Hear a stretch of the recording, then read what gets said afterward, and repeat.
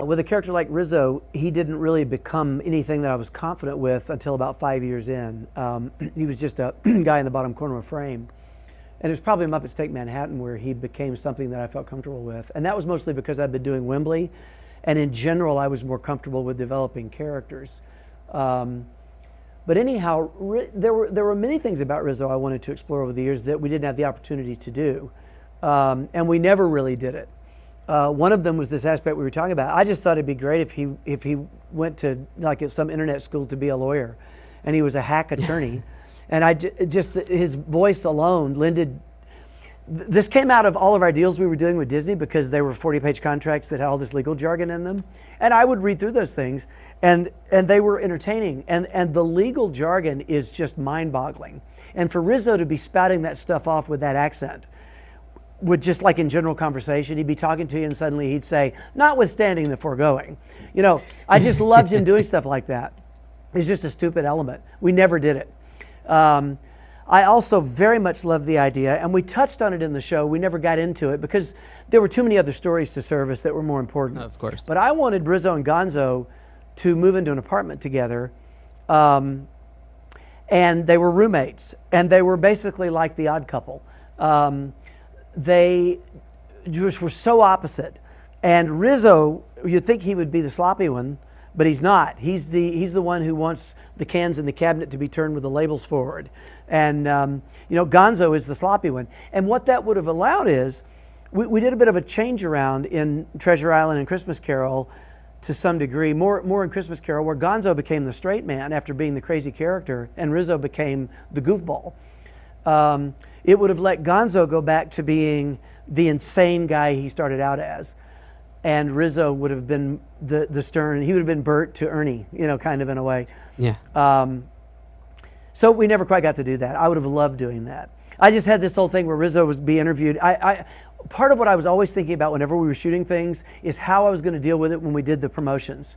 It was always in my mind, what am I going to say about this when they asked me about it on the Today Show?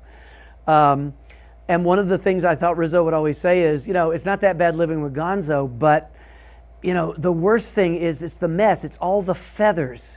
He's always bringing these chickens home, and I'm just cleaning up feathers everywhere. It's a giggle. It's a silly thing, but I always wanted to get into that, and we never did. So I regret that a little bit. Sure. No, it's the warts of the situation. Yeah.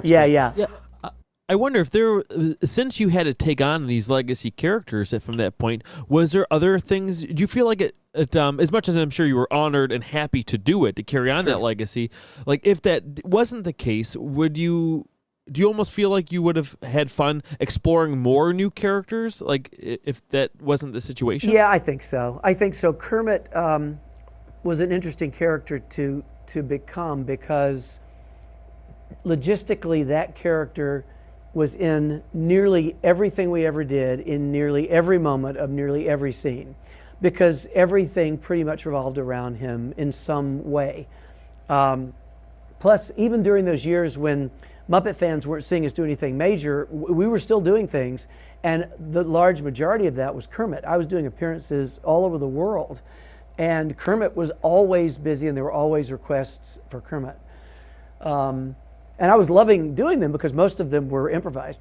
So I was growing in the character the whole time, finding out more and more about Jim the whole time, But in that to that point, I was also getting a real taste of what all the years must have been like for Jim.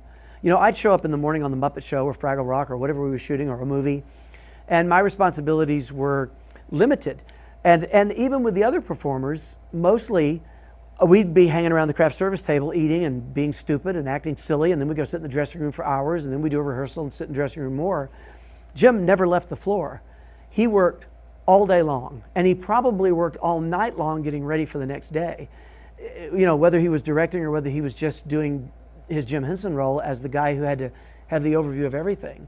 It had to be a stressful nightmare, and he handled it with just enormous grace, So I got much more of a taste of that, even though there were still people doing the directing and the producing and the behind the scenes. Just the performance aspect of Kermit alone and the demand for that took me away from almost every other character I did. So suddenly there was no time to do Rizzo. If Rizzo was in something, someone else was puppeteering him, and I would dub the voice. But in terms of the character doesn't grow into those circumstances. He just does the next sort of thing that might be the cliche thing that gets written in for him. There's no opportunity to expand him any further. So yeah, that was a little bit frustrating. And at the same time, of course, I loved being able to be Kermit.